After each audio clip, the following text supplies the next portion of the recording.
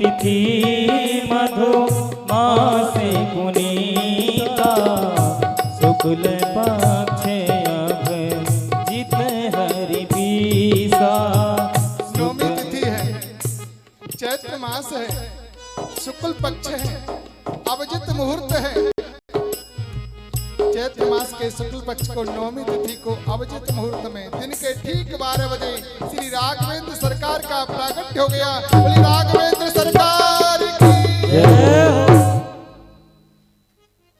की सशंख चक्रम सकृत कुंडलम शपीत वस्त्रम सरसीरुवक्षणम सहारे वक्ष स्थलकौस्तुभश्रियम नमामि विष्णु शिरसा चतुर्भुजम।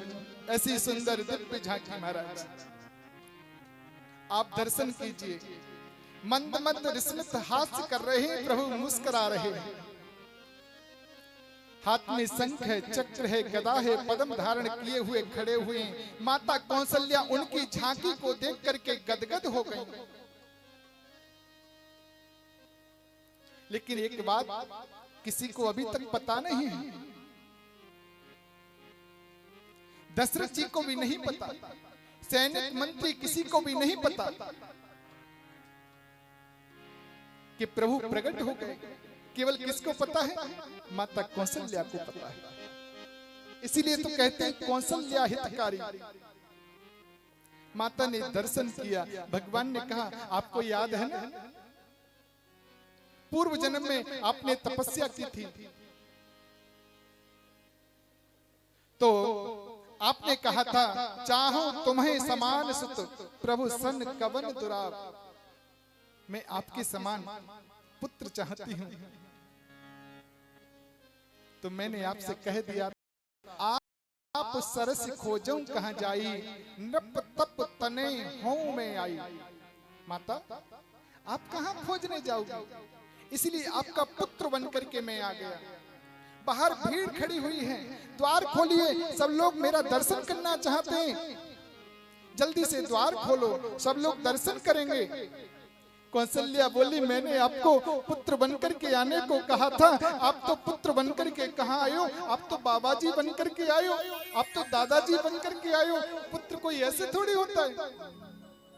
मैंने तो आपको बेटा बनकर के आने को बोला था, आप तो ये चक्र गदा पद्म इत्यादि सब लेकर के आई।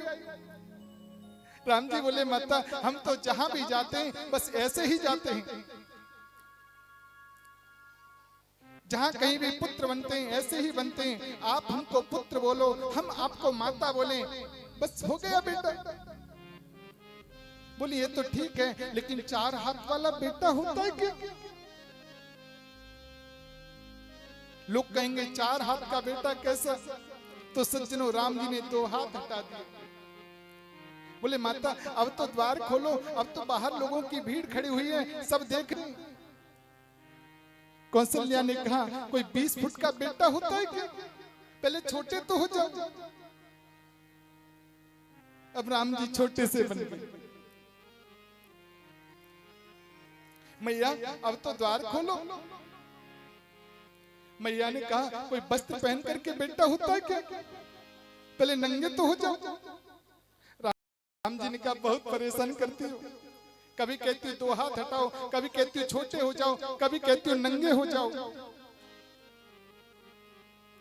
अब तुम माता अपनी बोली सुन मत डोली, तजो ताती है रूपा की जैसी सुलीला अति प्रिय शीला यह सुख परम अनूपा। सो राम जी नंगे हो गए। जब छोटे से हो गए तो नंगे होने में क्या लगता है। मैया ने पालना में सुला दिया। राम जी कहते मैया अब तो द्वार खोलो, सब लोग देखना चाहते हैं। मैया बोली पहले रो तो सही। कि सुनी बचन सुजाना रोदन ठाना होई बालक सुर भूपा ये चरखई हरि पद पावे तेन परय बहुकूपा। राम जी रोने लगे, रुदन करने लगे।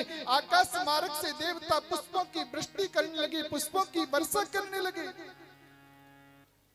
दर्शन करने के लिए 12 बजे हैं ठीक दिन के।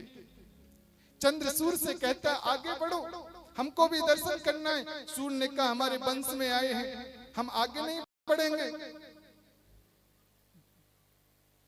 पहले हम दर्शन करेंगे। चंद्रमा बहुत दुखी हो गया, मन उदास हो गया। कहा प्रभु एक तो हमारे वंश में नहीं आए और एक आपका हमको दर्शन भी नहीं हो रहा। एक तो आप सूर्य वंश में आए हो, जले पर नमक डालते हैं। राम जी ने कहा डरते क्यों हो, इस बार सूर्य वंश में आया हूं, अगली बार चंद्र वंश में आऊंगा। और इस बार दिन के 12 बजे आया हूं, अगली बार रात्रि के ठीक 12 बजे आऊंगा। चंद्रमा को जब भी संतुष्टि नहीं हुई, जब भी प्रसन्नता नहीं हुई महाराज, तो राम जी ने अपने नाम के पीछे चंद्र जोड़ दिया। बोले रामचंद्र भगवान की जय।